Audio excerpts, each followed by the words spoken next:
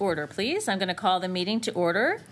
This is the Standing Committee on Public Accounts, and the committee mandate is that we are established for the purpose of reviewing the public accounts, the annual report or other report of the Auditor General, and any other financial matters respecting the public funds of the province. My name is Susan LeBlanc, and I'm the chair of the committee, and I use she, her pronouns. And before we begin, I'd like to remind everyone to put your phones on silent, please. And if we have a need to leave in an emergency, we will exit through the Granville Street doors and then meet up at the Grand Parade. And I would also like to mention that today is Bring Your Kid to Work Day, and we have a kid in our midst. We have MLA Rick Burns' son, Carter, who is here watching his dad, make magic at public accounts. So welcome to Carter, and hope you enjoy your time here. So I'd like to ask the committee members to introduce themselves, and we'll begin with MLA Burns, please.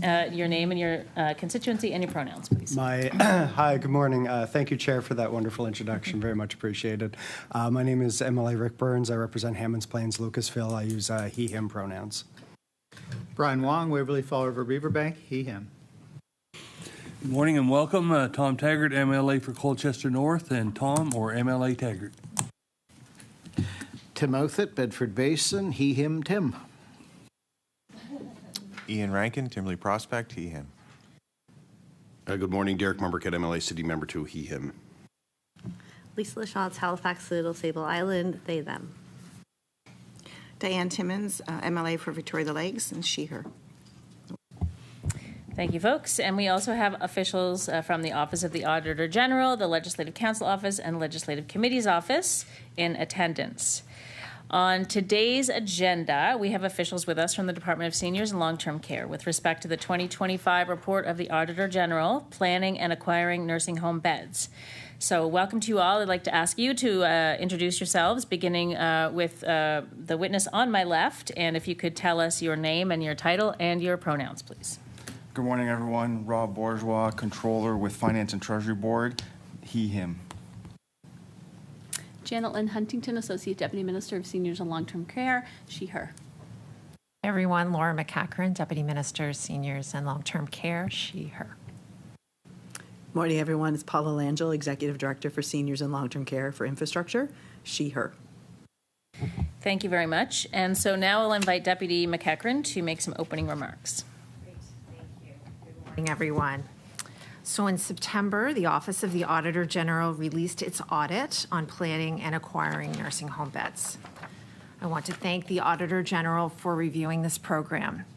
Her recommendations are timely and beneficial. We've accepted all 10 and are making good progress, having already implemented just over half.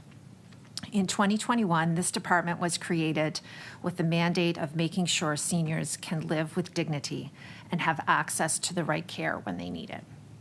I've had the pleasure of recently joining the department as Deputy Minister, and I'm pleased to report that there has been significant progress.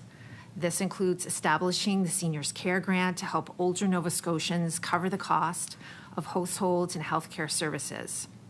More than 162,000 people have benefited to date, supporting more than 40,000 people through home support, community nursing equipment and funding programs, and building the workforce by providing free tuition for CCA training to more than 2,700 people.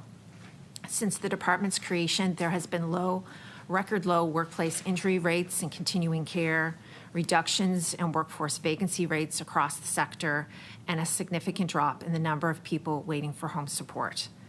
And there's much more. When this department was formed, the team looked at the projections and saw a growing seniors population in need of more long-term care spaces. At the time, there were about 8,000 beds in the province, and about 400 of them were closed. Knowing those beds were needed, immediate steps were taken to open them. At the same time, the team set to work on a key commitment of government in the department to add and replace 5,700 single long-term care rooms across the province by 2032. On that front, I'm pleased to report that steady progress is being made. 5 new and replacement homes are now open, and another 18 are under construction. Since 2021, more than 1,000 new and improved single long-term care rooms are in the system, and 2,000 more are currently under construction. When the work is complete, there will be more than 50 new and replacement facilities in communities throughout the province. It's a historic investment in long-term care infrastructure, the largest in over a decade. The work to create these new beds is the basis of the Auditor General's report. We were pleased that her report acknowledged that the contracts signed with service providers show evidence of value for money, and that good work is being done by the department to assess the future demand for nursing homes and to use those projections in our planning. We also appreciated her 10 recommendations in the report and have been working hard to implement them. For example, we have already taken action to improve monitoring of construction projects. We revised our process, documents, and contracts to allow for stronger checks and department involvement in the construction process. We've also acted to improve transparency by redesigning our website to ensure clear, transparent updates on progress, and improving records management by developing a records policy and completing the transfer of all relevant records from the Department of Health and Wellness. In her report, the Auditor General questioned the right of first refusal process for replacement facilities. We agree that ensuring value for money through competitive procurement is important. We are committed to reviewing the approach for replacement builds going forward and ensuring compliance with the Procurement Act. As the Auditor General recommended, we will also be undertaking facility condition assessments and using infection control indices when identifying future replacement facilities. There's no question that we have an ambitious plan to build thousands of long-term care beds in this province, a plan that will not only help to create more spaces for older Nova Scotians needing care, but that will also alleviate pressure on other parts of the health system. A plan that will support economic opportunities in communities across the province with construction-related and continuing care jobs. To be successful, we need to be strategic, we need to try new ideas, to innovate, pivot, and continue to collaborate with our partners. And we will, because seniors need care they can count on. They need modern, new homes where they can live in comfort and dignity. The department is committed to providing those homes in the most efficient and fiscally responsible way. Finally, I want to take a moment to thank the Department of Seniors and Long-Term Care. They work tirelessly and deeply care about their work. When recommendations like this are made, they review them closely and welcome the opportunity to make improvements. And thanks again to the Auditor General and her team's thoughtful recommendations. I'm confident that they will only strengthen our plan and approach. And so with that, we're now pleased to take your questions on the Auditor General's report and our response. Thank you. Okay, thank you very much, Deputy McEachern. We will begin questions. I just want to remind folks that I need to acknowledge you before your microphone turns on, so please be patient for that. And also, if a member has heard enough of an answer, they may flag me down and I will try to acknowledge or let you know that it's time to wrap it up, and we're going to move on to another question. Okay, so we will begin with MLA Lachance, please. So MLA Lachance, go ahead. Thank you so much to all of you for being here. You know, I think we're all concerned about making sure that seniors live with dignity and safety, and we know what the impact is on not having enough long-term care homes. So for seniors and families, and also, you know, staff who are also wanting to provide the best care, and, you know, all of this in the context of affordability crisis, so seniors who are facing increasing costs wherever they are in the system, but if they're waiting for long-term care, you know, thinking about how, you know, pensions aren't keeping track with the, you know, the rate of CPI. So, you know, I think we want the best for our seniors, and you know, the 5,700 new replacement beds that are targeted for 2032.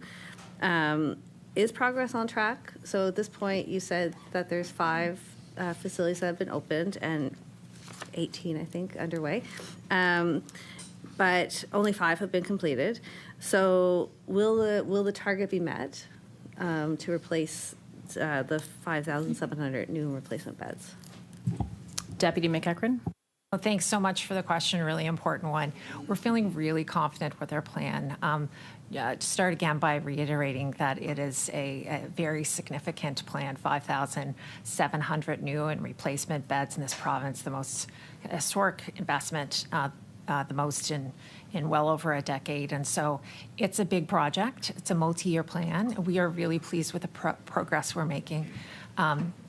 At this stage, to have 5 facilities opened and accepting new residents and having new and replacement beds in various communities across the province is a great achievement. We've got 18, as you mentioned, and I mentioned in my opening remarks, underway, some of those very close to completion as well. We've got new and replacement beds that are coming into the system all the time. So it's 1,000 new and replacement beds already, 2,000 new and replacement beds under construction. So we're really pleased. We've got a dedicated infrastructure team led by Paula here at the table. They are working through their plan. We've got the support and commitment of government, and we really do appreciate the recommendations of the Auditor General. They came at a good time, and they have identified a couple of areas where we can increase our monitoring, and it can be helpful. And so we've taken those steps already to ensure that those recommendations are implemented. MLA Lachance? So you're talking about the plan that the department has that makes you confident you're going to reach the 2032 goal. So I'm wondering if you could talk about what that plan looks like, and if you could table that for the committee to review. Deputy McEachran? Thank you very much. Yeah, again, appreciate the question. I may turn it over to my colleague Paula to give a little bit more details on the plan, but I would emphasize that a lot of it is it's very much publicly available. And so one of the recommendations of the Auditor General, we had a website that had information on the progress of the various builds. So that has been available, and we've been doing press releases and kind of doing all that we can to get the good information out there about what our plan is. The Auditor General also had a recommendation around revamping our website, and so we've taken that step. So anyone can go on there. It's an interactive dashboard, a picture of the province, and you can click on your community and you can get an update on what we've committed to change, what relates in your community, the progress, how many new beds or replacement beds will be available. So I encourage everyone to go on and take a look, because there's excellent information now that's available on the progress. So we'll just turn it over to Paula to see if she has anything else to add. Ms. Langell? Yes. What I would add to the deputy's comments is that dashboard is updated quarterly. So we'll have regular reporting. So you can see we do recognize in construction there's always new developments happening throughout. And I have a very dedicated team that are working with the service providers as they move through the process. They have their finger on the pulse. They understand where projects are, where they're at, where they're moving towards, and we support them in moving those along. So we're quite confident that we're going to be able to meet those deadlines at 2032, because we have a very collaborative approach with all of our service providers in moving those projects through all the different steps that are required. MLA Lachance, please. And with that goal of 5,700 new beds, so if all the new beds were created today, it won't actually clear the wait list. So I'm wondering how that target was chosen, and how you're sort of considering that fact that actually, even with this ambitious commitment to 2032, we'll still likely have people on a wait list. Deputy McEachran?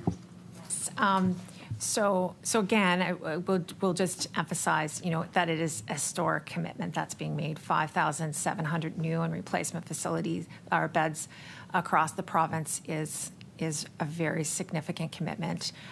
We're already seeing the benefits of that with 1,000 new and replacement beds in the system, 2,000 more to come. So our wait list in long-term care is trending down, so that's a positive thing. The amount of people in the home care list is trending down, so again, quite positive. The other point that really important to make here is that we understand that the need isn't just about more beds in the system. It's also a reflection of the importance of a focus on advancing home care in the province. And we know that Nova Scotians also want to be able to live in their home. There's some folks who want to be able to continue to do so. And so our emphasis is on home care as well. See how easy that was? MLA Lachance, please. And so I'm just going to revisit and then go on. But in terms of the target number, how confident are you that that will make a significant dent in the wait list? And so, and related to the current wait list, I'm wondering how many Nova Scotians, seniors who are on the wait list, are currently waiting in hospital, and how much does it cost the province per day to have someone waiting in the hospital? Deputy McEachran. Okay, so a couple of questions in there. I think I'm going to try to make sure I've got them all for you. So, so how is our wait list doing? Was that the first question?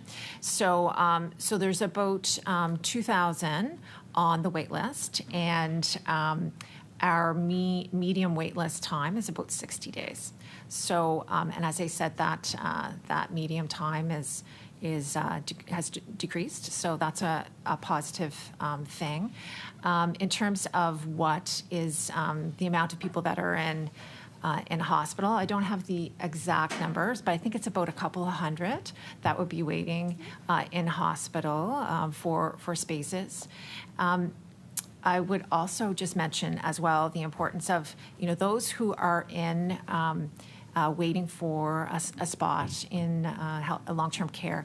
They, in most cases, are eligible for home care, and so about 80% of those people are receiving home care. So their needs are being met in another way, and we're moving just as fast as we can to provide those beds for them. And again, this significant investment, and we've got homes opening all the time here, so the bed count is increasing. MLA Lachance. So you mentioned, there's sort of a couple hundred per day of folks waiting in hospital. Could the department table some information on that? So whether that's by quarter or however we understand the exact number of seniors who are waiting in hospital for a long-term care bed. And do folks who are waiting in the hospital receive priority status on the wait list? Deputy McEachran. Thanks very much. There is a process and a policy around how that works, and I might just turn that over to the Associate Deputy Minister to give you those details. Ms. Huntington. Thank you. So what I would say is when you are on the wait list for long-term care in Nova Scotia, your needs can be met and you can be placed under a variety of circumstances and scenarios. And so coming from hospital is absolutely a way to get into long-term care. However, what I would say is, so is from community, which is what we want. So we have a good mix of community placement and hospital placement. There is no one faster route. The needs of individuals are triaged based on their needs at the time. I'm going to take a few minutes, if you don't mind, to talk about a recent example with Opal Ridge, our newest long-term care facility that we opened about a month ago in Bedford.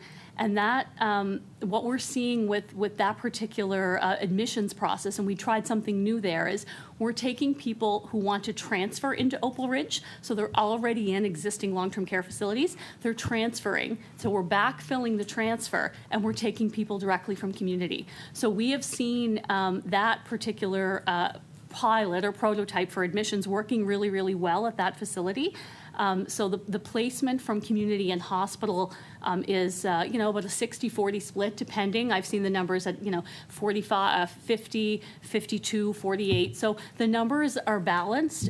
What I want Nova Scotians to know, though, and I think the important message here is, if you need a placement in long-term care and you have needs, you will be placed. It's a triage process, and if you need other examples of support, as the deputy mentioned, we will get you home support, and we will get you what you need.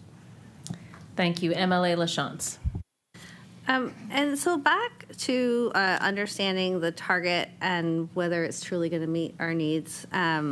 So between 2019 and 2022, so under the former Liberal government and the current one, current PC government, there were 2,000 newer replacement beds announced.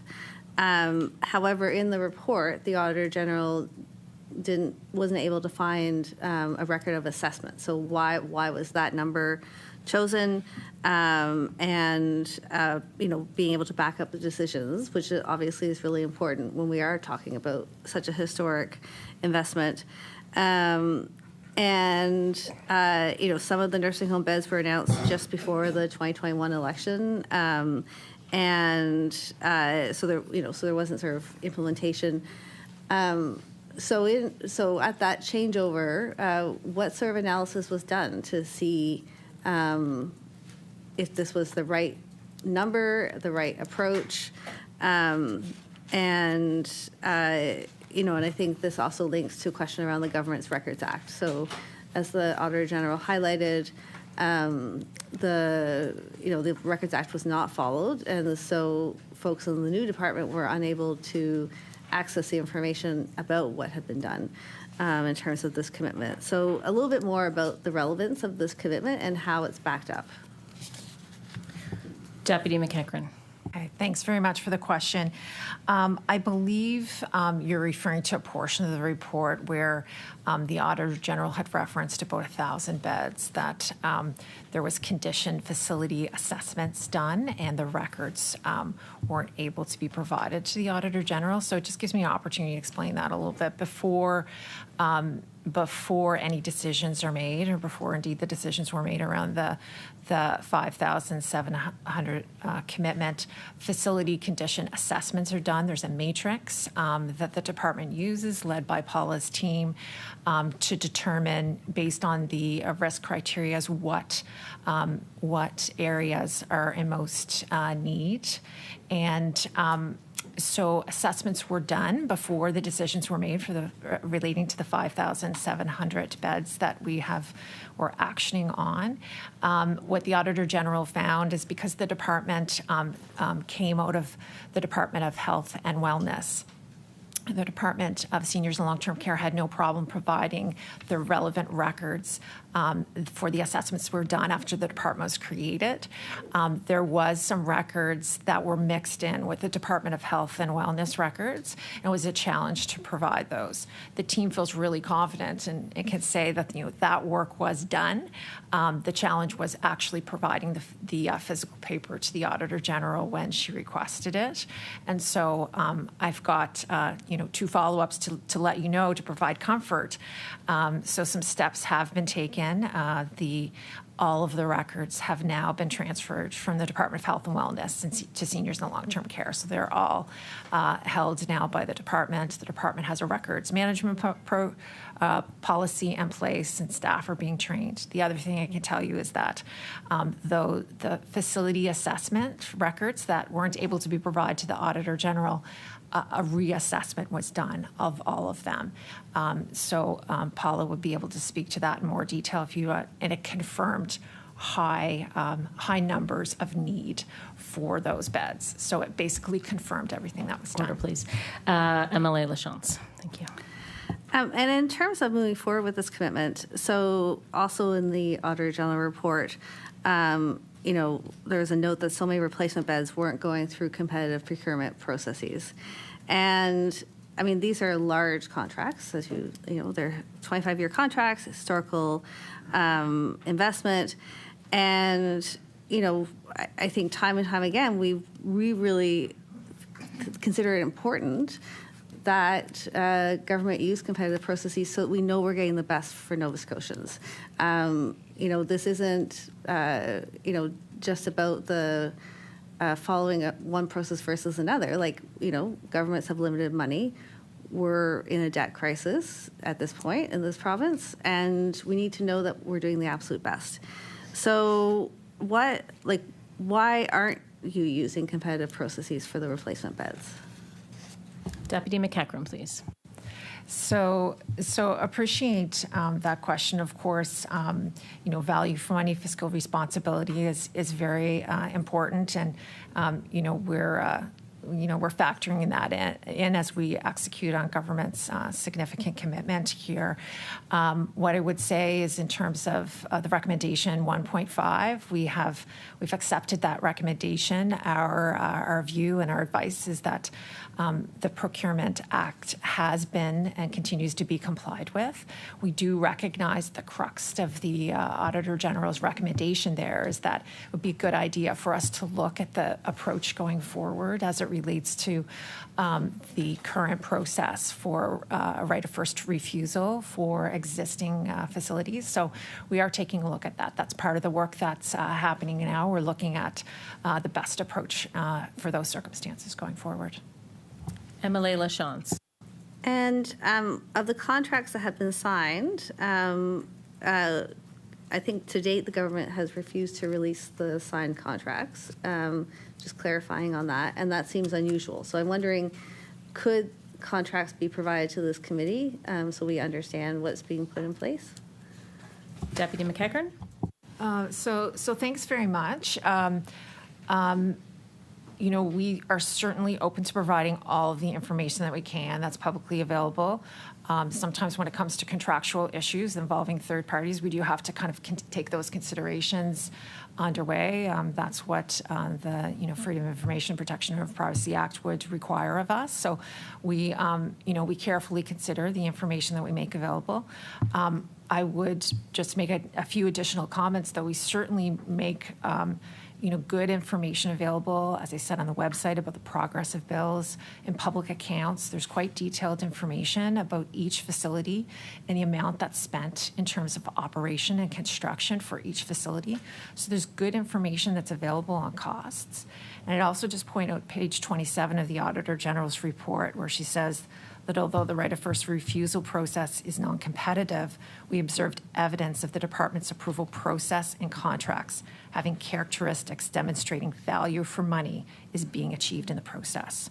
So the Auditor General has reflected that our current process has good value for money. However, we recognize that it's important to take a look at that, and we will continue to do so.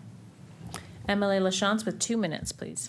Yeah, and I think that, I think we have the highest expectations when we're talking about seniors, and there's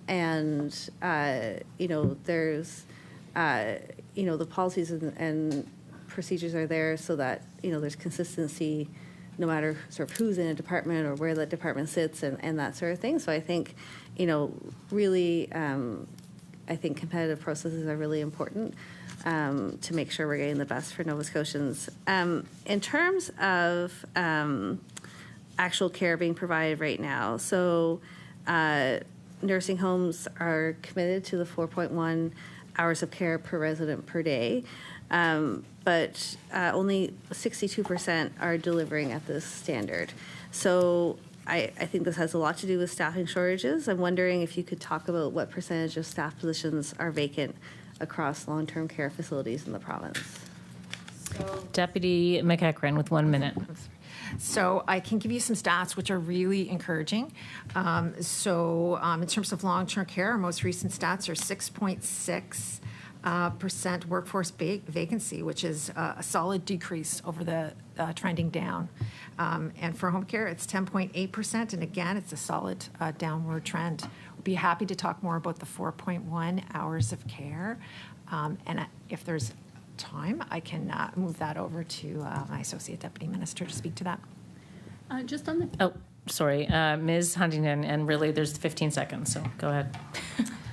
Long-term care facilities are reporting for the first time that they have no vacancies in long-term care. We actually had Penny McLeod at from Glen Victoria Haven Long-Term Care Nursing Home in Glace Bay here at a Public Accounts Committee not that long ago talking about that. So. We can maybe get back to this another time, but yeah. So we're going to move on to MLA Rankin, please.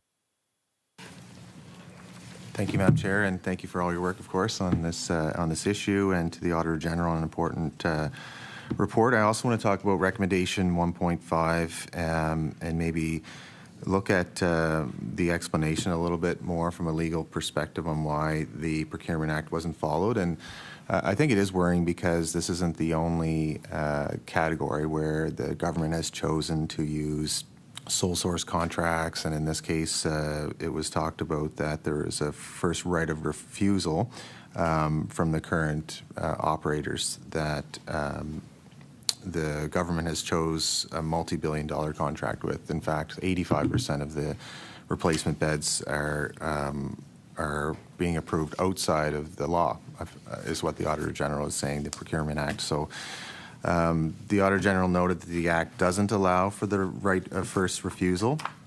So my first question is how legally this was justified, and if that legal advice came within government. Is this a lawyer that reports to government, or was there independent advice given that allows the department to approve these multi-billion-dollar contracts by not following that act?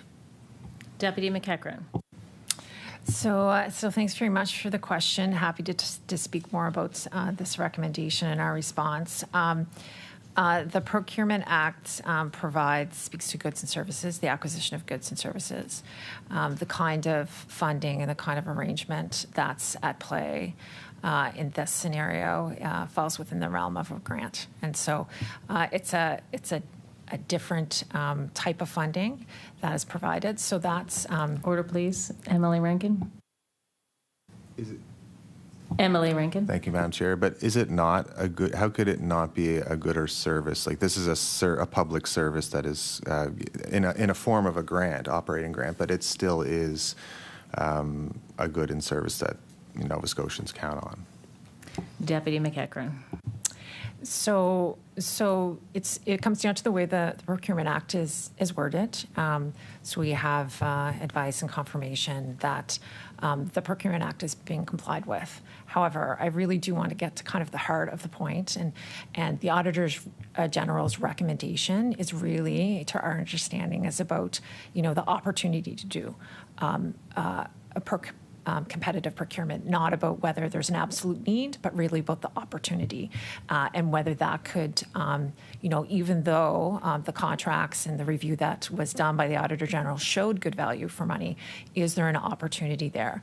And so we understand that, and we think that it's very appropriate for us to be looking at what those opportunities are. And so that's the kind of work that's happening right now, looking at whether there should be another approach going forward. And we'll have some updates on that once we get through our important work. Emily Rankin. Thank you. And I appreciate the willingness to review and look at it, but the Auditor General found that there was some good work in the contract itself, but did not really show that there is a full value for money assessment absent going with one provider. So let's say, for the sake of argument, it was decided at the start, Shannix is the one we want to go with. Where was the assessment that looks at other opportunities, like if there was a shadow bid? Did the government say, let's use our in-house strength of the knowledge of the sector, the fact that we have examples of contracts, like where was the value for money assessment so that Nova Scotians can be confident that by going with this one tender that they did get value for money? Deputy McEachran. So thank you very much. So we are, this is a model that has been used for quite some time, going back several decades, I would say. And so this is, a historic commitment that's being made. We are looking at all of the options going forward. We're really pleased with where we are so far in our plan. We're really pleased that we've got 5 new facilities in place and 18 more to come. Great progress is being worked. This model has shown that it does deliver. But we are very happy, and we think it's important to continue to look at ways that we can achieve value for money and have the best approach possible moving forward. And we're going to do that. At the end of the day, we're working really hard to provide seniors with an opportunity to get the good care that they need and to live in dignity. And so we're going to continue to work on our plan at pace. And we're listening to the recommendations that we're receiving, and we're focused on doing it in the best way possible for seniors. MLA Rankin. Thank you, Madam Speaker. And I appreciate looking forward, but part of doing better looking forward is assessing if the most appropriate action has been taken and the best value for money. We're talking about $15 billion of of spending, and nobody is saying that the operator that is getting these contracts isn't a good operator. They're a well-respected operator. They may have even actually won all the tenders, but at least then, you know, there's other providers that would have bid it. These processes do ensure that that pens are sharpened, pencils are sharpened when bids come in for government to assess, and you know, it begs the question why. And I haven't heard why the government chose to go the path of approving these tenders for the lack of tender, approving these contracts for, you know, decades out, billions of dollars. What were the considerations given to avoid going to tender? Deputy McEachran. So thanks very much. I may include some of my colleagues here to pick up on some of the answers. So as I said, the model that has been in place for the replacement builds has been in place for quite some time, for decades. And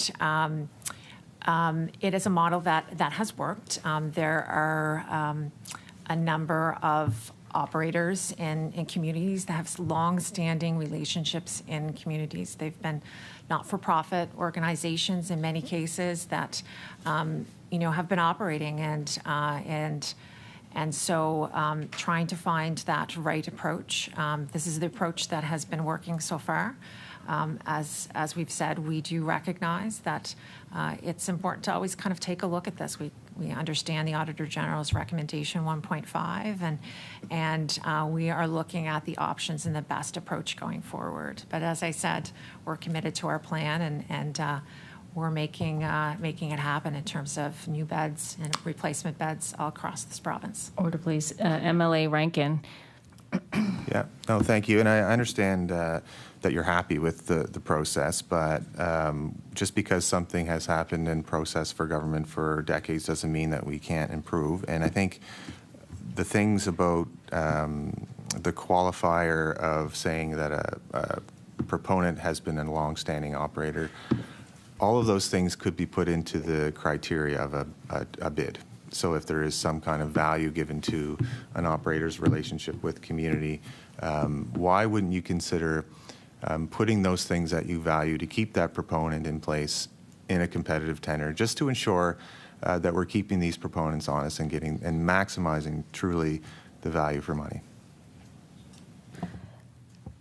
Deputy McEachran, I'm going to step in here and say that we've been dancing around a question for a long time, and I appreciate MLA Rankin's getting at it from many sides. But if you can give us as direct an answer as possible, that would be very helpful. Thank you.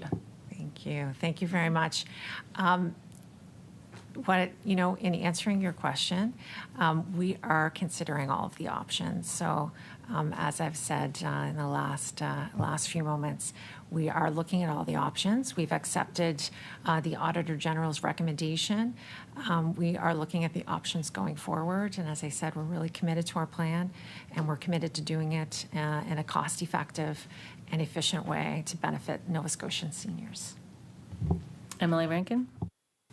Yeah, and I guess, Madam Chair, the department is saying they accept the recommendation, yet they haven't been following what the recommendation has been asking for, and it's tough to actually discern whether or not the recommendation will be fulfilled if there's no agreement that the Act wasn't followed or not. And the Auditor General has clearly laid out that the Act doesn't allow for right of first refusal, yet the department is saying that the Act does allow. So I just want to confirm that the department, their contention of the department is that they can continue to use first right of refusal and not tender out and follow the recommendation of the Auditor General at the same time.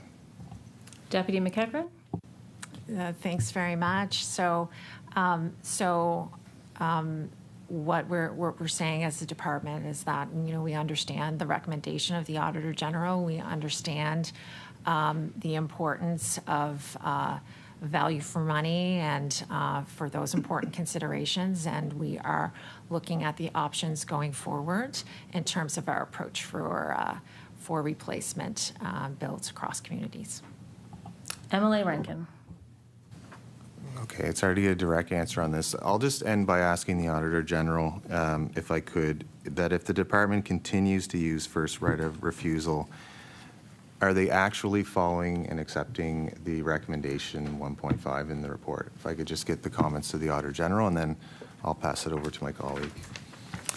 So we have Ms. Adair at the microphone to the right. Yes, there we go. Okay. Good morning, everyone, and thank you for the opportunity. I think the exchange articulates that you understand our finding quite clearly. In our view, the right of first refusal is not in compliance with the Public Procurement Act. These are 25-year service agreements, including an operating component and a major capital component in excess of $15 billion.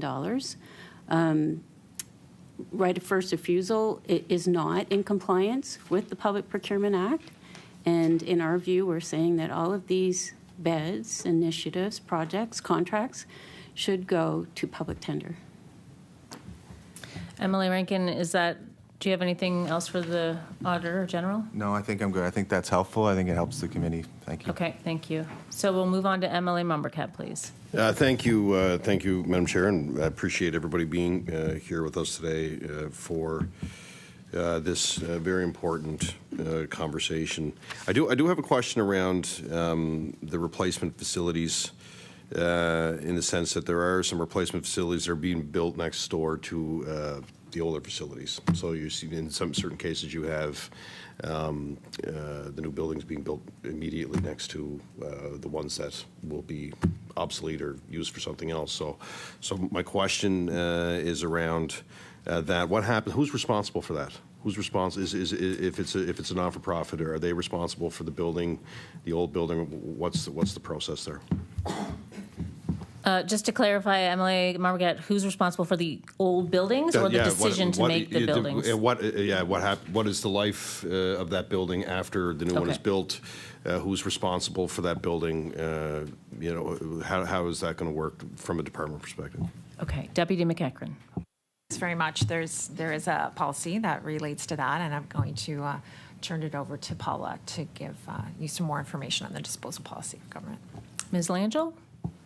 Thank you for that question. So to the deputy's point, there is a disposal policy that the province has that outlines there's different options for the service provider, because these are not owned by the province. These are owned by these third-party entities.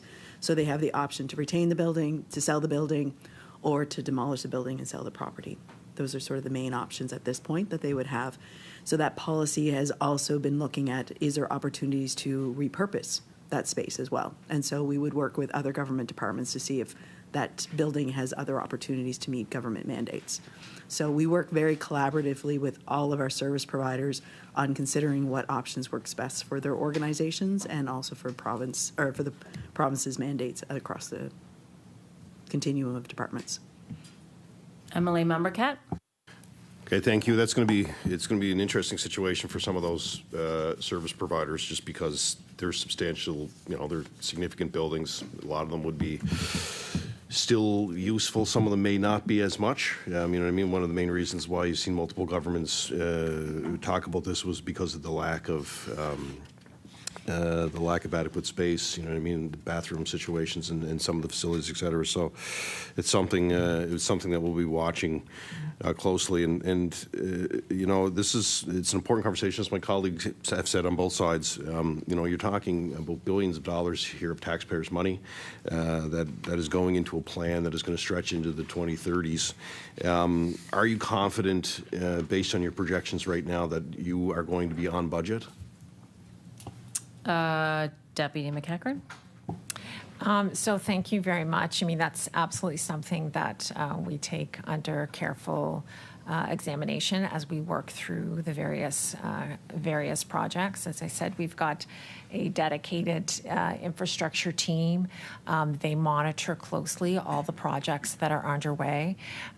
There's a number of tools and policy approaches that they use in order to be able to ensure proper monitoring. And I would also, again, say that the Auditor General made some good recommendations for us around monitoring. There was 4 particular recommendations there for monitoring, and that would include monitoring to make sure it stays within budget. We've implemented all 4 of those recommendations already, so within just a couple of months of the Auditor General's report, those are done. So we feel confident. Okay, MLA Membercat, please. So, and to confirm, so the projects that are currently under construction, they're on time, they're on budget? Deputy McEachran? So I will turn it to Paula to give a little more detail. It's her infrastructure programs could give more details on that. Ms. Langell.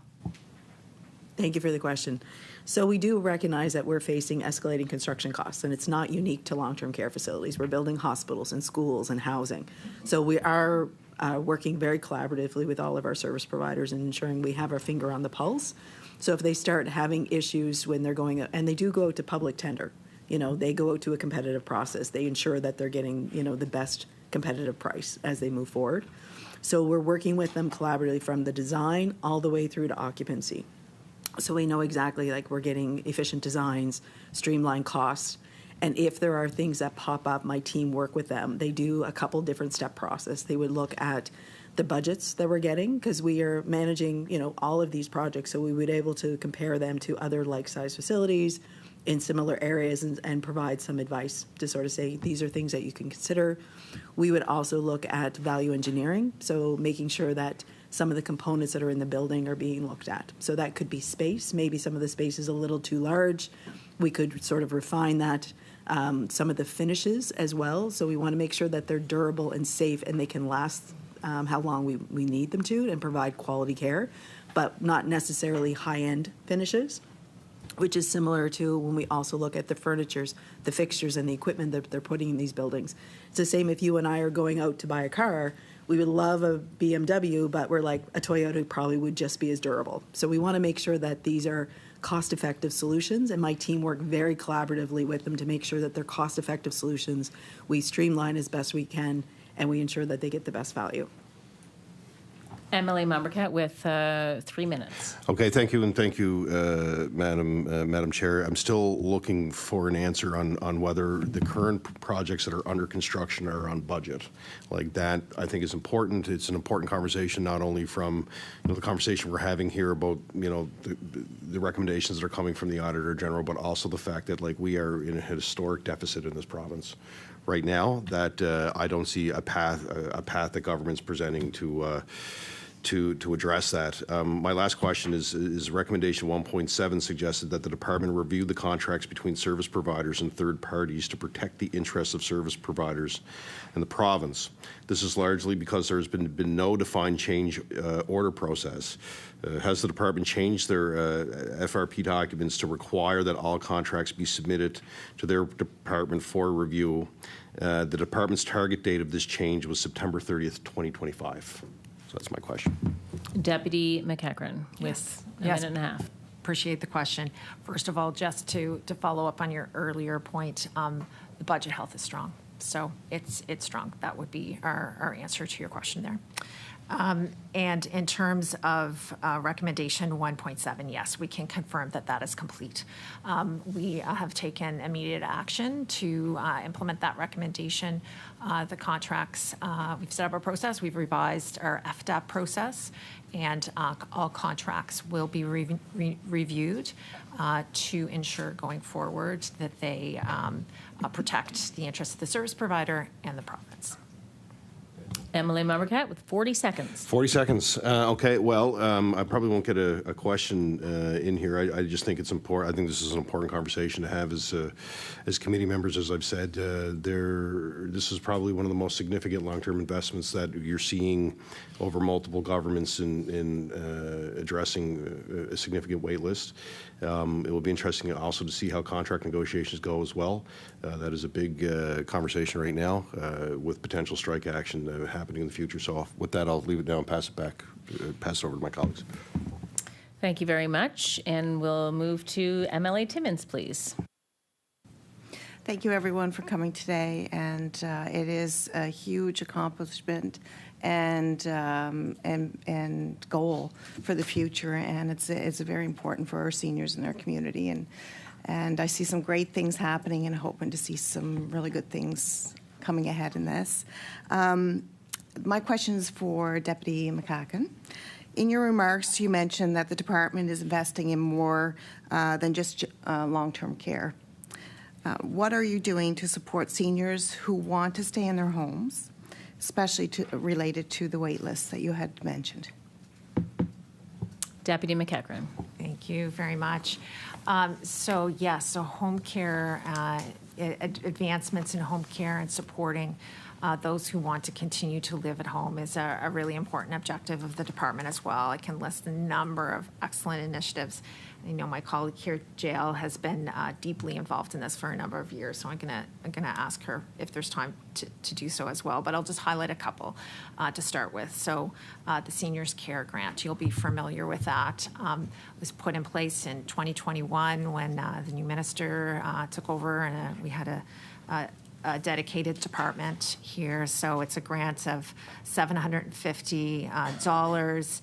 162,000 Nova Scotians have benefited from that so far. It provides help with the household costs and healthcare services that might be needed, all supporting people to continue to be in their homes. We have also supported 40,000 Nova Scotians on a regular basis with home support, community nursing and equipment support. So a significant number of Nova Scotians receive that support to be successful and continue to live in their home. We've expanded the VON clinics across the province. There's community clinics where people can go and get services. So they're now in 8 locations across the province. The province has put in place a capable program, a capable pilot, and Associate Deputy Huntington can speak more about that. Also wanted to mention our age-friendly community grants, projects. This has supported 41 organizations with ways to help seniors keep active, healthy, and would also mention about our support for Red Cross. So Red Cross has equipment lending programs, bed lending programs, and those are extremely important. We're investing in that. So seniors are able to get, those kind of basic things that are very important in order to be able to continue to live comfortably and happily at home. So I will turn it over to Associate Deputy Huntington to add more to that. Associate Deputy Huntington, please. Thank you, Deputy. You touched on all of our high points, but what I would like the opportunity to share today is the Department of Seniors and Long-Term Care is really designed to support Nova Scotians in a continuum of support. So the Deputy spoke about some of those programs today, and if we think of the frailty scale and we think of low frailty, so we think of early days, that's when we're talking about the core programs and the capable programs. These are the upstreaming programs that help Nova Scotians that are doing, in their senior age, they're doing well, but they need physical activity. They need to be getting recreation. They need to be socializing. So we have a plethora of programs. Many of them are free for Nova Scotians in communities across the province. That helps them when they're on the low end of the frailty scale. And then they're moving across the frailty scale and they need a little bit of help. And that's where we're talking about the things that the Deputy referenced. Home care for 40,000 Nova Scotians, loan equipment programs, home oxygen. These are things that are helping Nova Scotians live their best lives at home where they want to be. And then we know as we age, seniors need more support. And that's essentially what we're here talking about today, 5,700 new and replacement beds, right? So that when Nova Scotians get to that need at the frailty scale, where they need some extra supports, we make sure that we have the supports for them when and where they need it. So it doesn't start at 85 or it doesn't start at 62. It's seniors age, it's 55 plus, we're working 65, all of that age of continuum supports to make sure that wherever they are on the frailty scale, they have the supports they need to live the best lives when and where they want. MLA Timmins, please. And a lot of your services are updated on the website? That's good. Okay. Move on to another question, please. Go ahead. There are 5 newly built nursing homes open to date and more to come. What do these nursing homes look like? In particular, can you help us understand the standards of the design and space that you're providing for them? Deputy McEachran? I'm going to turn that one over to Paula Lanchel to speak to. Ms. Lanchel, please. I'm very excited to talk about this because these are complex healthcare systems, and they are modern workplaces for the staff that work there. And we do want long-term care to be a place where people want to work. That's been sort of the goal of seniors in long-term care. So these spaces, they're wonderful. They have all single rooms, single washrooms. That has been a cornerstone of continuing care since 2007. So we're leading best practice in that way. We also have smaller households. So if you have been in an older nursing home, you may see that there sometimes, they do have shared rooms, shared washrooms, and they could have maybe a number of residents in a household. We have reduced the size to no more than 16 up to 24. We find that provides a nice calm environment for residents that may have some responsive behaviors, or just to provide an overall feeling of home-like. These are their homes. We want them to feel home-like, not institutional. So those are the things that we put into this. Also, two of our ministers' favorite spaces, which is a hair salon where residents can go and get their hair done, and also OT-PT space. So they have places to do walking programs. They can go on a recumbent bike, stay active, stay moving, which is very, very important. We also, on these household sizes, that we call them households or neighborhoods, they have their own independent dining spaces and living room spaces where they can do activities with all of the residents on the rooms. They also have a community connection room where the community can come into the facility and they can have gatherings. So it could be at the Christmas time, it could be with the Lions Club, a variety of things. They have opportunities for space to engage with the community because these seniors want to stay connected to the communities, which is very important. And these spaces provide those opportunities. We also have, we call them spas for our residents. That's where they have their bathing units. They have their tub rooms, they have their shower rooms, they have opportunities to be able to have meaningful, personal care taken care of, which is very important. These spaces are also dementia friendly. We have window boxes outside of each resident's room where they can put little mementos. It's a pathway finding for them so they understand that is my room, that's my space, so they can very easily do that. They also have access to secure courtyards, so they are able to get outside. It can be, through fenced areas, or they have large balconies, so they are able to go outside and still be observed by staff, which is very important. And I would also say, where we are leading edge with private rooms and private washrooms, we also have shown that this is an improvement on infection control, which has been a key learning point for us through the pandemic. So having those, less reduced shared spaces has helped with infection spreading. And one of the things that I do want to end on is that we're building these buildings, but we also want to make sure that they are sustainable going forward. So Seniors in Long-Term Care has taken that initiative to say we want these to be 25% better than current energy building code requirements so that we're able to reduce the greenhouse gases that we are producing, which is a huge undertaking with our facilities. And it is very much a collaborative approach. We work with these service providers on, the design all the way through to opening. And we want to make sure that these are successful builds, that residents and staff are getting the modern, home-like environments that they are deserving. I would also add, I forgot, we do cap the size at 144 rooms. And again, that is just to cut down on that institutional feel. We feel that when you have a smaller home, it cuts down on the noise, it cuts down on some of that institutional feel you may get in larger facilities. Emily Timmins. Thank you, Ms. Langell. You did answer my other question regarding the cap size, so I really appreciate your detailed answers regarding the center itself. And I see a great value for our money within the design of the homes as well. And thank you for the detail, and I'm looking forward to visiting one of the new homes in the future. I'm going to pass it on to my colleagues. The next question. Emily Outhit, please. Thank you, Chair, and thanks, folks, for being here and answering all our questions today. The question I have is regarding debt. The government recently changed how debt for long-term care homes is reflected in the government's budget. This was based on the AG's recommendation. Can you explain what this change is and how it affects the province's budget? Deputy McEachran, please. Thanks very much. We'll turn it over to Rob from Finance to answer that. Mr. Bourgeois, please.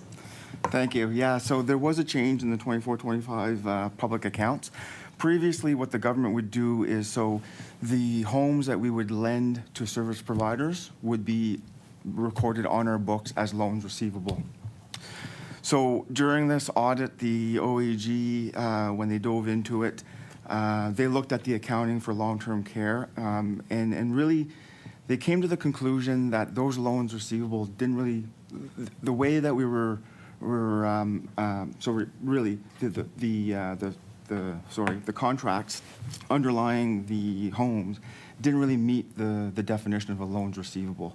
So we dove into it during 24-25 year end and came to the conclusion that they really weren't loans after all, and they were more like capital assets. So right now what we do on our books is, and we made the adjustment in 24-25 public accounts, we record all of the homes that we finance as tangible capital assets on our books.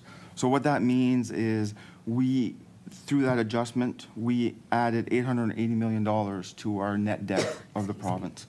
And so any of these contracts that we in the future will extend financing to will be recorded as tangible capital assets in the future, not loans receivable. Emily Alfit. Thank you, Chair, and thank you.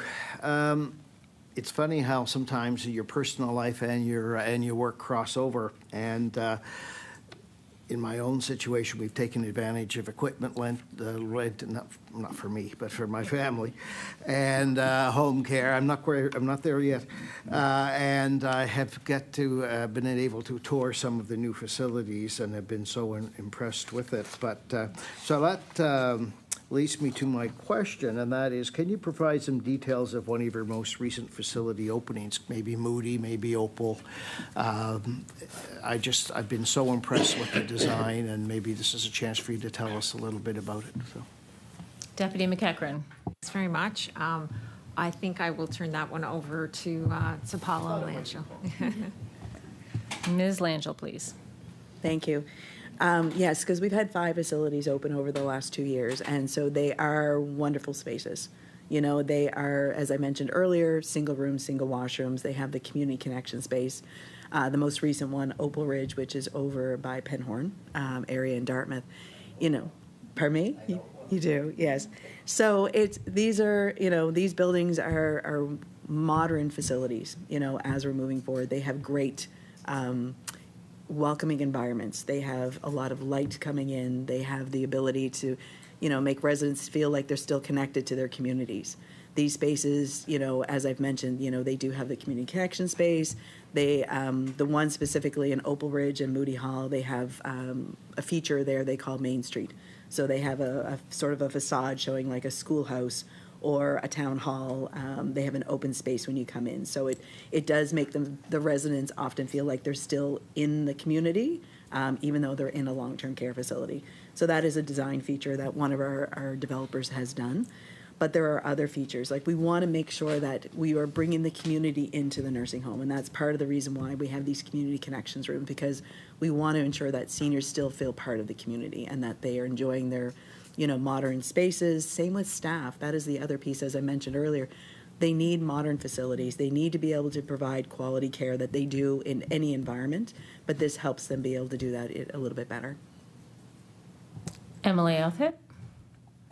Well, congratulations and thank you for that approach. It's certainly appreciated, makes a difference. I'm going to hand over to MLA Taggart. MLA Taggart, please. Thank you, Chair, and thank you folks for being here. I really, I have to say that this is one of the, I don't know the right word, I'll call it most rewarding, but you know, on our side, I've probably been on public accounts as long as anybody. I have been.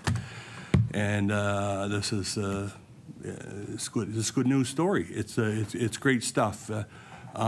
Despite some best efforts to find little cranks or ways to you know, to move away from the positive story, I think it's great work. You know, I have had the unfortunate in a sense experience of you know, through my mom and other family members going through the home care or the long-term care facilities, new and old, and challenges of getting in them. And I'm just absolutely thrilled with what we're doing here. One of the questions that the AG has asked was about continues. I've heard it several times from 2019 to 2021, 1,000 beds that couldn't be accounted for or rationaled for or whatever. How many of those 1,000 beds were under construction or had shovels in the ground? Deputy McEachran, please. Thanks very much. Maybe I'll turn that over to Paula. Sorry, Paula, Ms. Langell, please. Thank you. So yes, all of those 1,000 beds are currently in development, and many of them are in construction. MLA Taggart. I'm saying between 2019 and 2021, how many of those beds were under construction?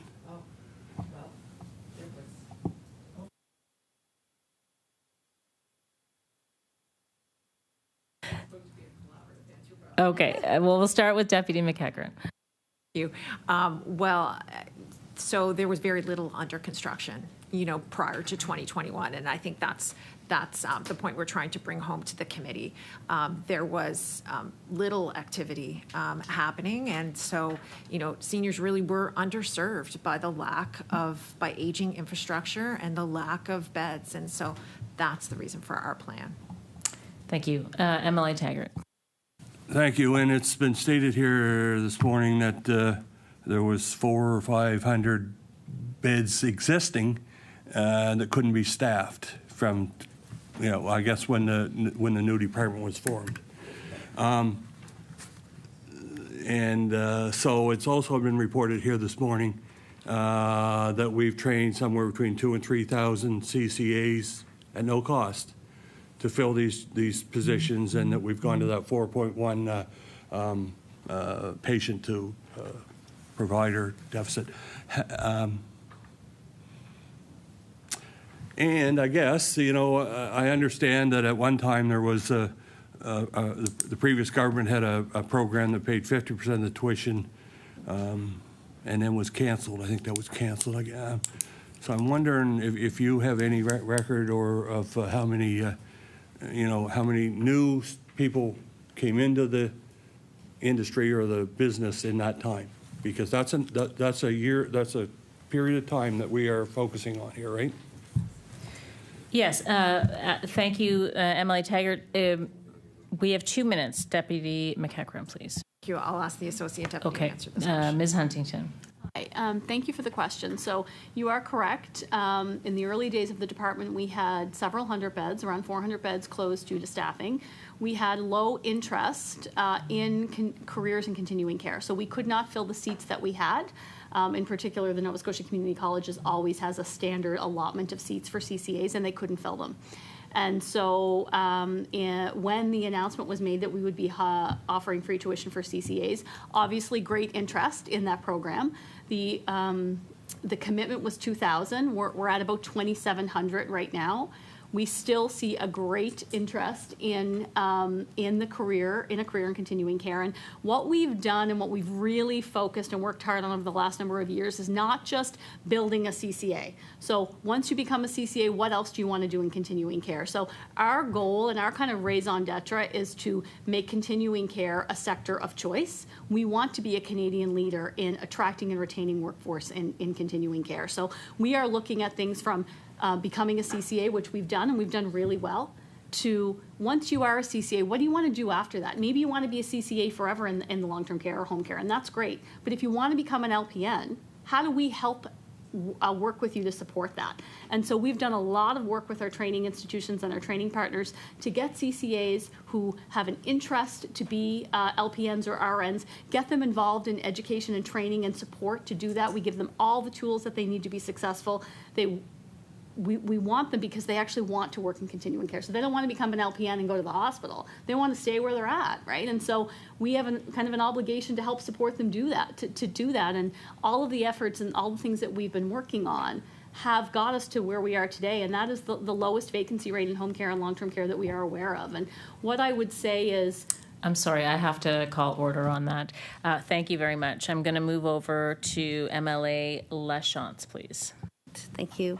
I think what you're hearing is that we all want to celebrate progress in long-term care, but we're also going to ask questions about how it's being done. And I think it's really important. This whole question of value for money, it's tied up in making sure we get the best for Nova Scotians. It also, every dollar spent is a dollar that isn't addressing another priority. So these are important questions. And so I just really want to recap and make sure that I understand that, is it the department's intention to follow the Auditor General's recommendation, move away from using right of first refusal, which the Auditor General has clearly stated is not compliant with the Procurement Act, and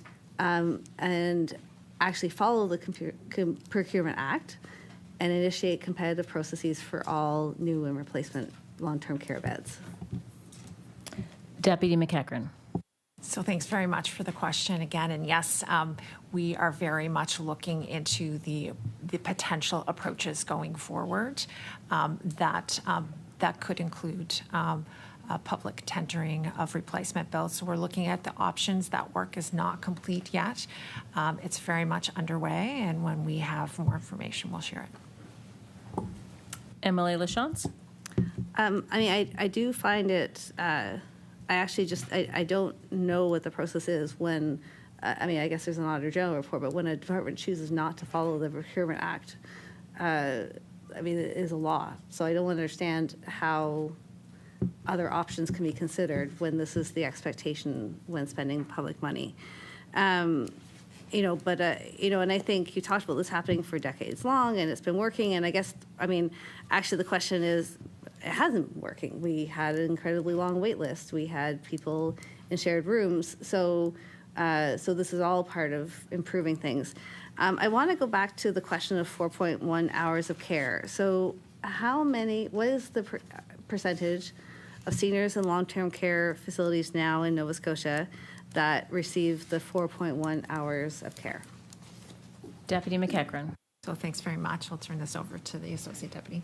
Ms. Huntington, please. Thank you for the question. At this point, we can report that 98% of long-term care facilities in Nova Scotia are receiving funding for 4.1 hours of care.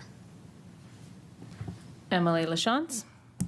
And so you said they're receiving funding. So if due to staffing constraints or something like that, they aren't able to achieve that target, what happens? Ms. Huntington, please. Thank you. So what happens with 4.1 hours of care is you get to a certain level of staffing where you're eligible for the funding. That means you're able to go in and hire those FTEs and those individuals to be able to work in those positions. So that's what those organizations are doing. And they have to report to us quarterly on how they're making out with implementing 4.1 hours of care. There will always be some fluctuation. There'll be an individual that's sick or type of thing. But we know they're using it. They value that money. That was an investment of several hundred. Okay. That was an investment of several hundred FTEs into the system to get to 4.1 hours of care. That was monumental for the department, and it was a sector game changer. Thank you. MLA Lachance.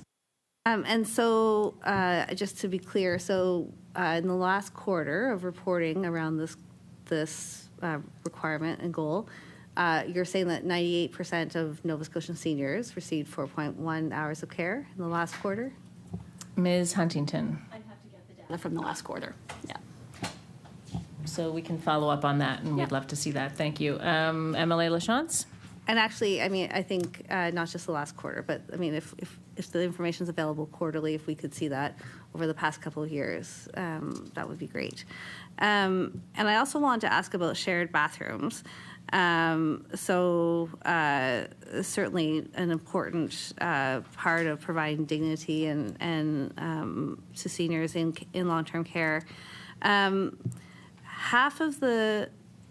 Is the department prioritizing the movement towards single-room occupancy, and about what is the percentage currently of long-term care residents that share a bedroom or a bathroom? Deputy McEachern? I can answer most of that question. So I'm not sure if we have that data, but if not, we'll look to provide it. But in terms of prioritization, absolutely, and I think that's quite evident by the fact that we've got this big commitment of 5,700 additional new replacement beds, because they are all single beds. So there's no shared washroom. It's single washroom, single bed. So we are introducing new into the system. So 1,000 already, 2,000 more to come. So we are very much prioritizing replacing those situations where there's shared bathrooms and shared bedrooms, and we'll continue to do so as we move forward, monitor what's there, and continue to prioritize. Thank you. MLA Lachance. And so what is the current percentage of long-term care residents that share a bedroom or a bathroom?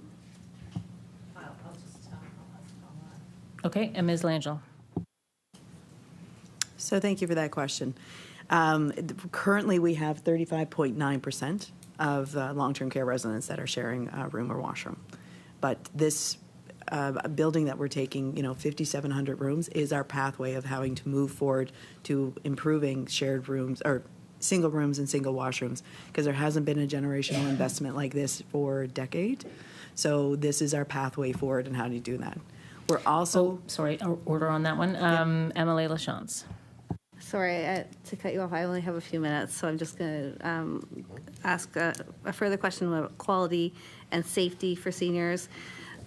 So for-profit operators of long-term care homes have a higher number of proven complaints against them under the Protection for Persons in Care Act. And has the department applied penalties to long-term care providers who face these have these proven complaints? Are fines levied? And how is follow-up managed within the department? Deputy McEachern. So thanks very much. I think the member's referring to the Protection of Persons in Care Act legislation, and that's administered by our department. We've got a dedicated team which looks into complaints that come forward. So I can tell you a little bit about the process. Calls and referrals are made to the general intake line through Continuing Care, Nova Scotia Health, and then those referrals are passed on to our department. There's an inquiry stage where an investigator looks at whether the application applies to the situation, applies to the Protection of Persons in Care legislation, and if it does, it'll proceed on to an investigation of the complaint. So I think you were looking for some results in terms of what happens. So the conclusions under the legislation are either that the allegation is founded or not, and it's really directed at the facility in terms of directives. If it's determined to be founded, there's directives that can and very much are made against in terms of the facility and steps that they need to take. An action plan is developed and monitoring is done to ensure that those directives are carried out. So I can tell you in terms of stats that in 24-25, there was 88 investigations under the PPCA. Investigation findings 64 were determined to be founded, and this resulted in 358 directives issued to facilities. And I would also point that out that oftentimes the calls that we receive in terms of issues do come from the facilities themselves. So about 80 to 85% of the calls we received come from the facilities. They let us know. We send people over to take a look. Okay, MLA Lachance with about 3 minutes, 2.5 minutes. And so you talked about the process and the 358 directives. I'm wondering, have fines been issued to providers? And do these investigations factor into, not to get away from the part where, we believe that competitive processes are necessary under the Procurement Act, but in your use of first of right refusal, is the record of service providers considered in that decision making? So have fines been levied, and is this considered when you're looking at future contracts? Deputy McEachran. So thanks very much. I don't have the data on fines. I don't believe that it's a common feature of the steps that are taken. What the Act provides for and the common steps that are taken are the directives. So those are, steps that the facilities need and must take in order to remedy the kind of circumstances that may have led to the situation. So if it's determined to be founded, the directives are there's an expectation of the facilities to make changes. And as I said, there's an action plan that's put in place, and our team monitors for steps being taken to achieve that action plan. MLA LaChance with 1 minute. A recent example, Judy Austin was a resident at a long-term care facility in Halifax. She fell and broke her hip, basically video footage showed that the staff failed to provide the right level of care to her in that case. So with incidents like this, does the department take that into account when considering which long-term care providers should receive contracts? Deputy McEachran. I guess I'd start by saying, what you've mentioned there is certainly a concern. Anytime there's that kind of incident that's occurring in a facility, it's of concern to us, and that's why we have our dedicated team, and that's why that legislation is in place. And so steps are taken when those circumstances occur. So that's really what I can say. We expect our facilities to take good care of vulnerable citizens. That's what the legislation is there for. And as I said, we've conducted 88 investigations in last year alone and issued 358 directives. So I think it speaks to the seriousness within which the department takes these matters. Order, please. Thank you. We'll move on to MLA Mumbercat. Thank you, Madam Chair. So we'll go back to just some numbers. So the government announced, of course, in a 25-year commitment to long-term care service providers would cost $8.6 billion. Has that number increased at all? Deputy McEachran. So thanks very much for that question. I will actually turn it over to Rob to speak to that. Mr. Bourgeois. So that $8.6 billion was referenced in the public accounts for March 31st, 2024.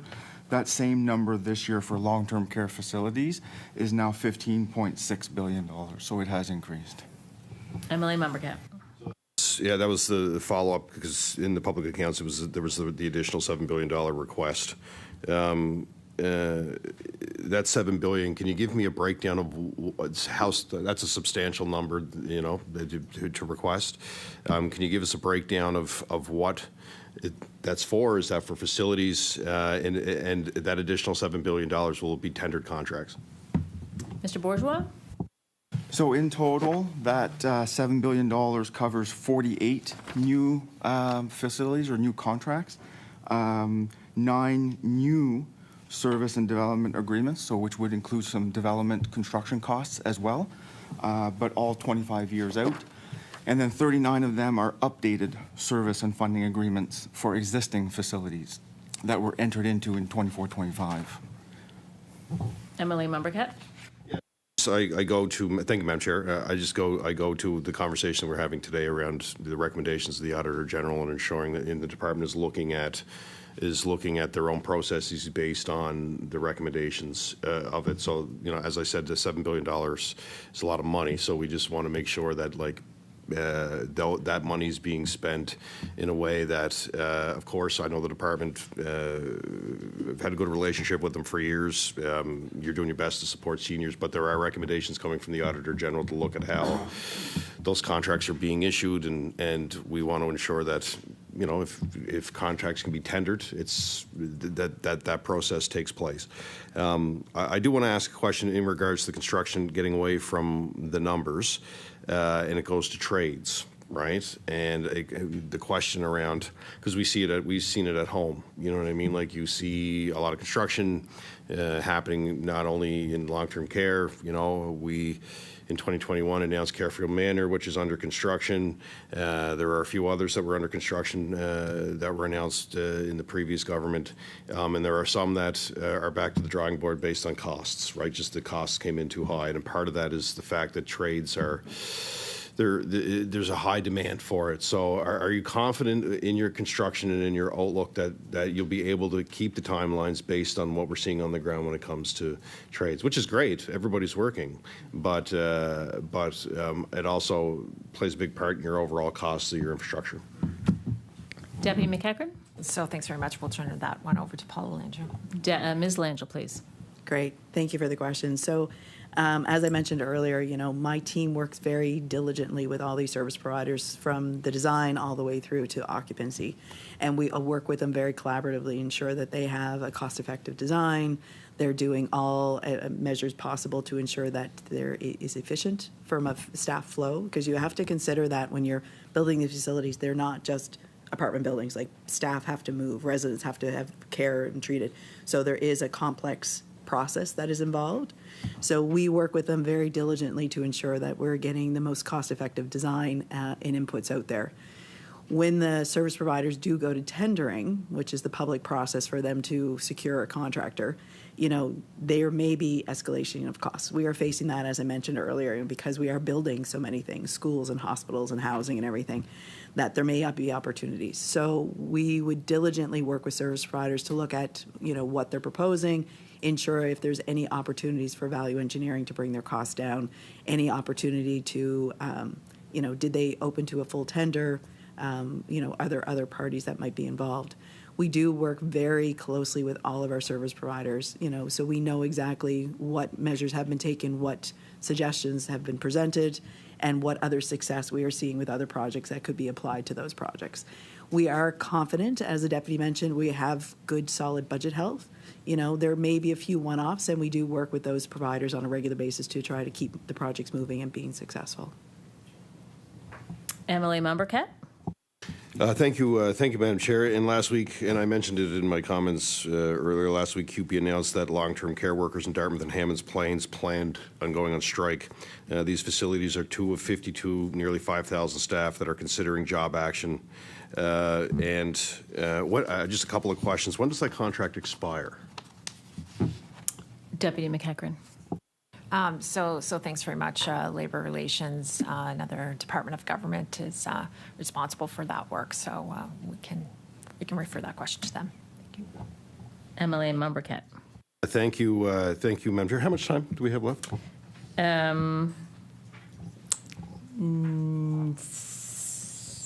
minutes. Okay. No, I just want to. Thank you. Oh yeah. Thank you. I'll move on to now. Madam Chair, just in the Department of Growth and Development acts as a financer for nursing home providers across the province. One of the questions I have around that is what are the risks that the government assumes by financing these projects themselves? Deputy McEachran. Just wondering if, would you want to answer that? Sure. Okay, thank you. I'll refer that one over. Mr. Bourgeois. So yeah, so the financing is done out of the Department of Growth and Development, and so they would enter into construction or development agreements with the service providers, and would have quite detailed criteria in regards to all of that. You know, one of the things that they do also provide in the risk, you know, if DGD is not being paid, then there's a communication between DGD and SLTC, right?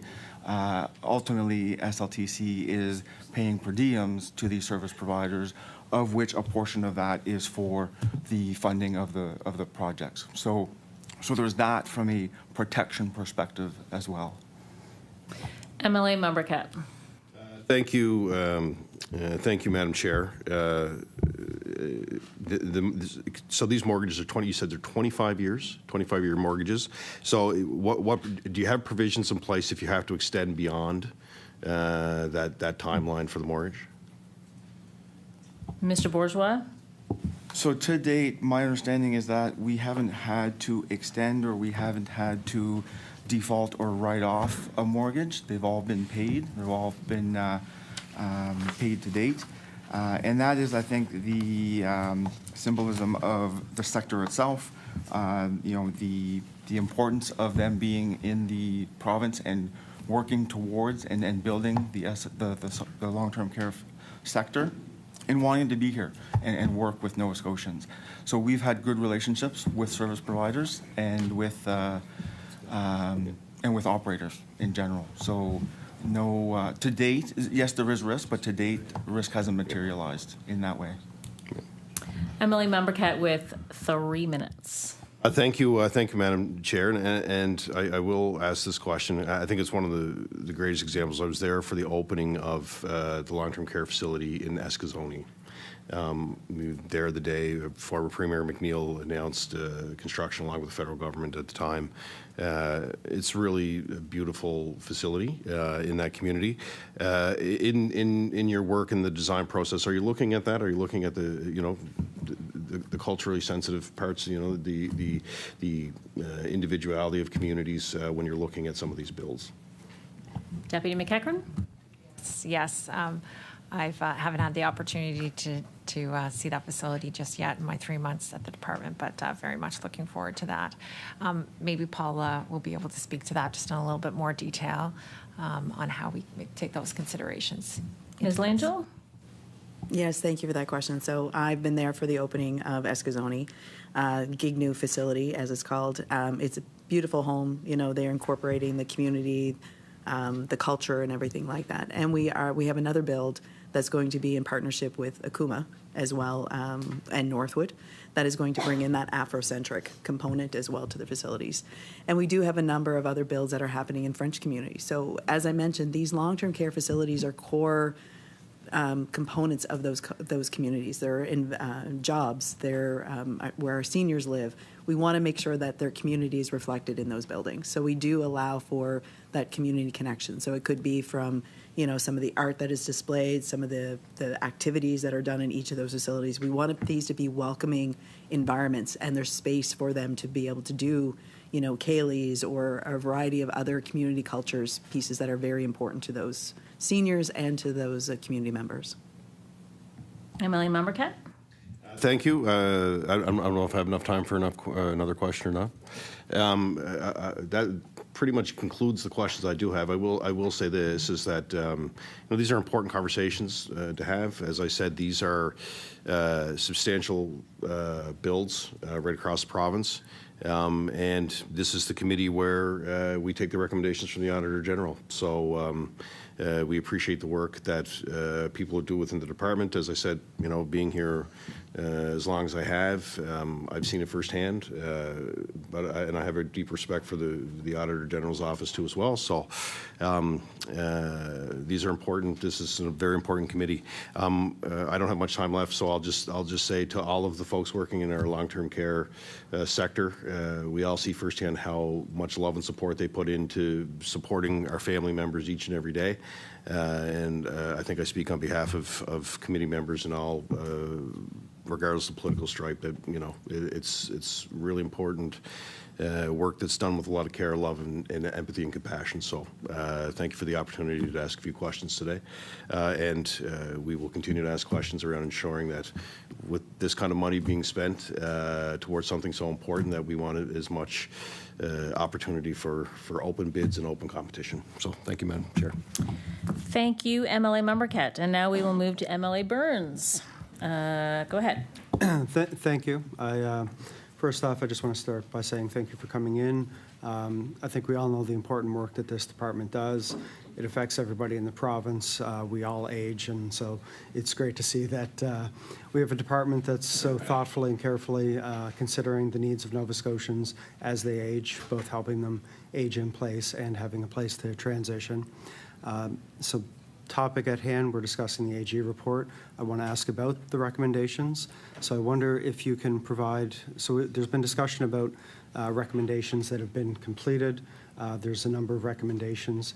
Can you share the recommendations that have been completed, the ones that are slated to be completed, and the timelines that you're looking at as far as progressing through those recommendations?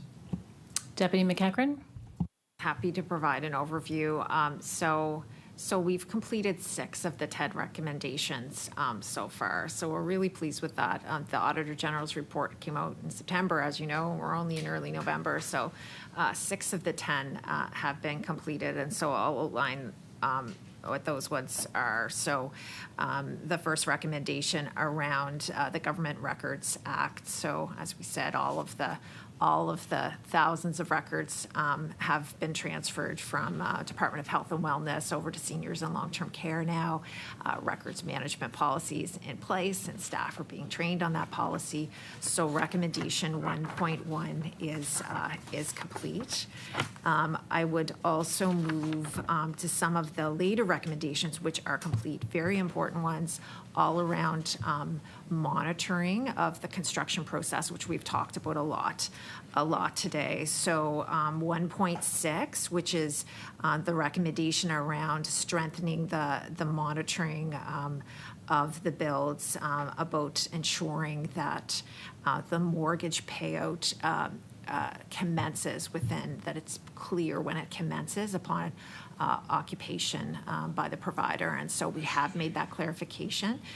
3 months is now the time. Within 3 months of occupancy, the mortgage needs to be repaid. So that recommendation is complete.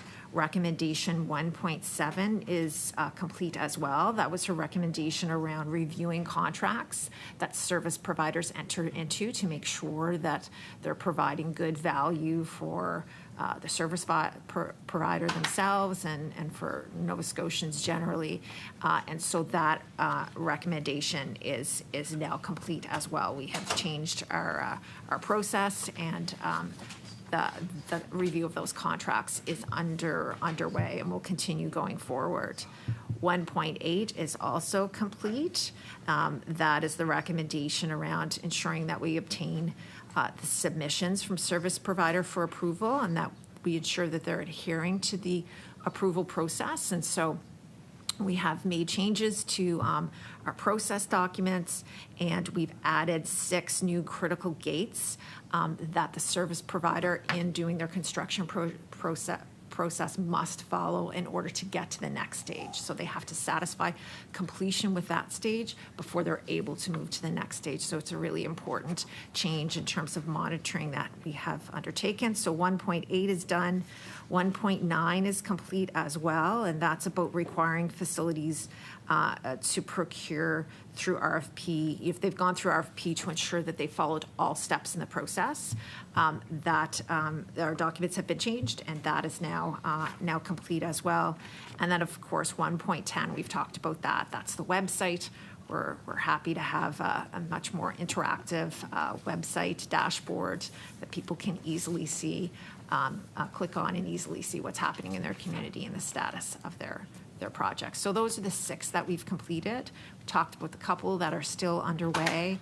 So that would be, for example, the Auditor General's office had recommended that we do a review of the small group that are the smaller long-term care facilities or owned by NS Health. It's just a small group, but we are working now with Nova Scotia Health, Department of Public Works, to make sure that those few are assessed as well. So that would be one example of one that's still underway, but we have dates set out in our response to the Auditor General's report about when they will be completed, and it's not far off.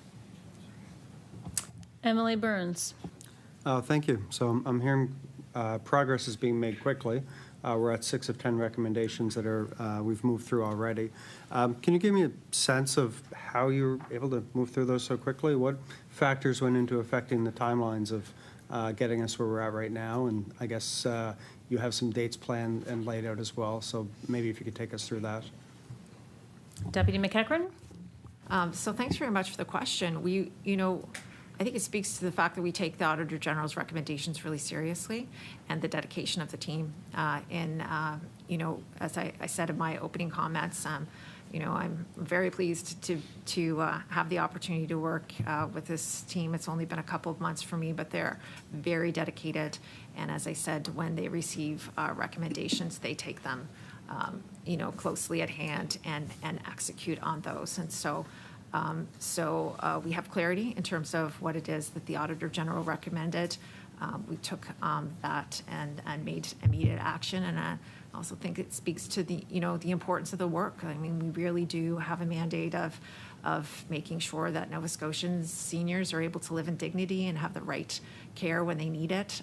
The entire team is committed to that. We have a minister that's incredibly committed to that, and we're making it happen for Nova Scotia seniors. Emily Burns. The Auditor General's report says the department conducted reasonable projections for future demand for nursing homes. Can you explain the process in those projections, where they are, and how you're going to account for those numbers as the department grows? Deputy McEachran? Yes, thank you. We very much can, but I think Paula Langell will be able to answer that question best. So, Ms. Langell. Hi, thank you for that question. No, it's a great question, and it's something that we do take very seriously, as the deputy mentioned. We know that the seniors population is about 22%. We know it's increasing to 25%, and building all of these buildings is one step of moving towards there. But we needed to ensure, to build the buildings, we are building them in the right communities, we're building the right size, all of those components. So we work together with our data group to sort of look at the population projections by age and by county. We also then looked at the wait list, so we have an idea of where we're seeing the demand in those areas, and also looking at the number of facilities we already have in some of those communities. So that was sort of the core fundamental to determine where we would need projected demand on a go-forward basis, because we want to address the needs we have now, but also then into the future. So those are some of the key components that we did. And the Office of the Auditor General did commend us on our process, that methodology that we use for looking at the projections of where those beds should be needed. So we're quite pleased that they recognize the work that we've undertaken to ensure that we are projecting correctly. Emily Burns. Thank you, and I appreciate the work you're doing. I'm going to hand my questions over to Emily Wong. Emily Wong with 4 minutes. Thank you, Chair. Thank you for the work you do for helping seniors stay in their homes as long as possible, and the work you're doing in our long-term care facilities. So a couple of questions. So when the department was created, one of the mandated items was to determine exactly how many nursing home beds you had. My understanding is that it was very difficult to come up with that number, and I'm just wondering if you could explain to us why. Deputy McEachran. I'm going to turn it over. I'm just wondering who. I think Paula would be best. Okay. Okay. We'll ask. Ms. Langell. Thank you for that question. So when this department was formed, we did not have we had a very manual process to determine where the beds were, how many were open, and so when this department was formed, we undertook a variety of measures to, call each individual facility, emails, texts, engagements, to ensure that we had a clear count of how many beds we had and how many were closed. As the deputy had mentioned, and Associate Deputy Huntington, we had 400 closed, and that was not where we wanted to be. We needed those beds open. We needed them to move forward. In addition to the work that was done on the workforce side, we also then implemented an e-solution so that we have a platform that doesn't rely on manual inputs from license information from a spreadsheet that might be held by one of the care coordinators at the Health Authority. This is an electronic system that is very timely and accurate to show us exactly how many beds. We know that we have 8,497 beds in the system, where before we said, oh, it's about 8,000 and 400 of those are closed. We know exactly how many beds we have in the system. We know if they're closed and for what reasons. So that's very timely for us to have that up-to-date information for us in our planning as we move forward. MLA Wong. Thank you for that. A few years ago, and I know you had touched on the CCA track and how we're able to provide, a pathway for CCAs to go beyond if they want. But we had a time when we had a really difficult time retaining the CCAs that were already in the system. 2 years ago, my sister-in-law moved from Calgary to Nova Scotia because all of a sudden Nova Scotia became more competitive and was able to offer an incentive. So I would say that if every CCA loves and cares for their clients as much as she does, we're in good shape. I'll guarantee it. But could you explain some of the things that had happened to also retain the CCAs that we had in the system at the time, and what you did for recruitment? So with 2 minutes, actually a minute and a half. Okay, Ms. Huntington. I could talk for about 2 hours on this topic, and I'm very passionate about it. So what Minister Adams said to us when we first started working together in the department was, please make sure that whatever you do, you rebuild sector pride in Nova Scotia. And so that was kind of the message that she gave to us. So every initiative that we have taken over the last number of years is to ensure that Nova Scotians have access to the care that they need when and where they need it, by highly trained, skilled staff in a way that makes them want to come to work every day. So we made investments. I mean, we're talking about 5,700 new long-term care beds in Nova Scotia. People want to work in new modern facilities. That's wonderful. We're doing that.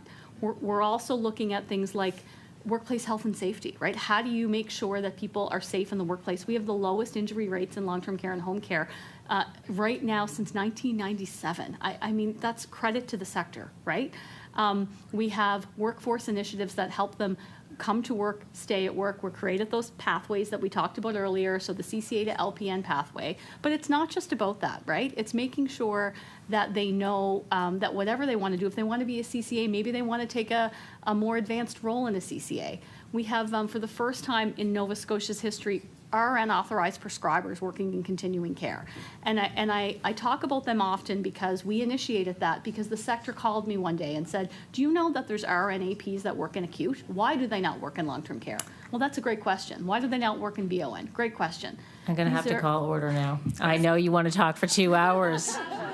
It's great. It's great. But unfortunately, that is all the time we have left for questions. So I'm going to invite Deputy McEachern, or if you want to invite someone else to make closing remarks, go ahead. Just wanted to extend a sincere thanks to the committee. We really appreciate your time, your attention, and your questions today. As we've all spoken to, this is extremely important work, significant investment in the future for Nova Scotia seniors. We're happy to be a part of it, happy for the support, and thank you for your time today.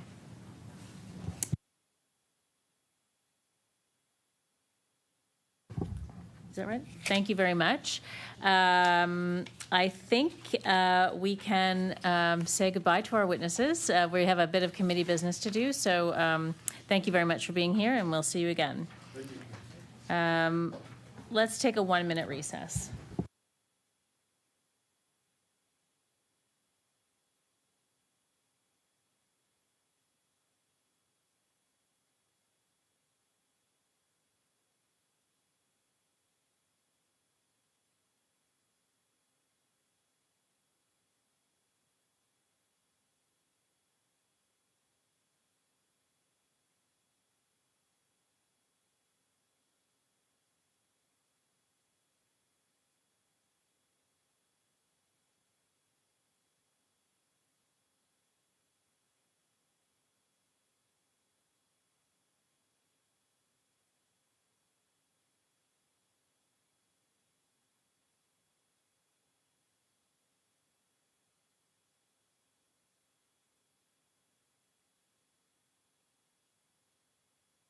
Call the meeting back to order.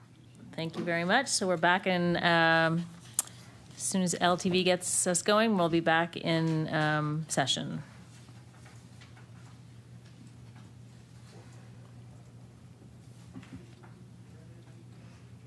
Order, please. I'm going to call the meeting back to order. They left. I figured they had 10 minutes or something. Oh, I said 1 minute.